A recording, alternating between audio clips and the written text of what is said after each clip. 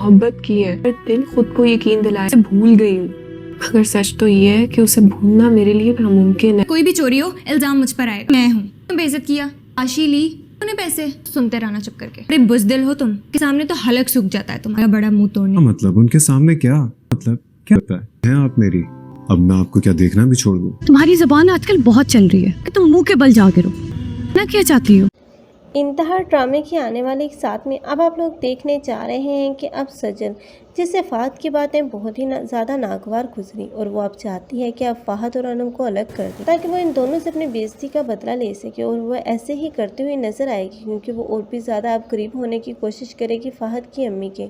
और वो पहले ही इतनी ज़्यादा कार दिखाई जा रही है कि वो तो अब अनम को वहाँ सुकून का सांस नहीं लेने देती और जानबूझकर ही कोई ना कोई ऐसा बहाना बना ही लेती है जिसकी वजह से वो अनम को टॉर्चर कर सके। और फ़हद वो कब तक आखिर अपनी बीवी पर यकीन करेगा? अगर एक न एक दिन तो उसका भी ये एतबार और यकीन टूट ही जाएगा क्योंकि अब सिचुएशन ऐसी क्रिएट कर दी जाएंगी जिसकी वजह से अनम ही सबको गलत और कसूरवार लगेगी और सब यही समझेंगे कि अनम ही की गलती है।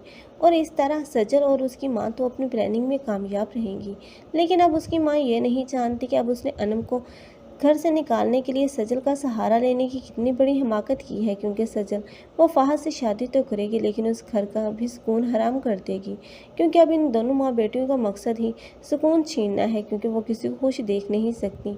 लेकिन दूसरी तरफ अब अनम है, वो भी अब अरूसा को तस्लीम कर ही लेगी क्योंकि वहाँ पर अब ज़ैनब वो बात बात पर अब अनम के साथ झगड़ा करेगी, लेकिन यही अब अरूसा होगी जो अब अनम का साथ देगी क्योंकि वो जानती है कि इस घर में जितने भी लड़ाई झगड़े और फसाद हो रहे हैं वो सब कुछ नशीनों और सजल का किए धरे हैं। आप लोगों को ये ड्रामा कैसा लग रहा है कमेंट सेक्शन में अपनी कीमती राय के इज़हार लाज़मी करें। मज़ीद ऐसी वीडियोज़ के लिए हमारे चैनल को लाजमी सब्सक्राइब कर लें। अगर आप लोगों को हमारी वीडियो अच्छी लगी हो तो वीडियो को लाइक करना और दोस्तों के साथ शेयर करना मत भूलिएगा। अल्लाह हाफ़िज़।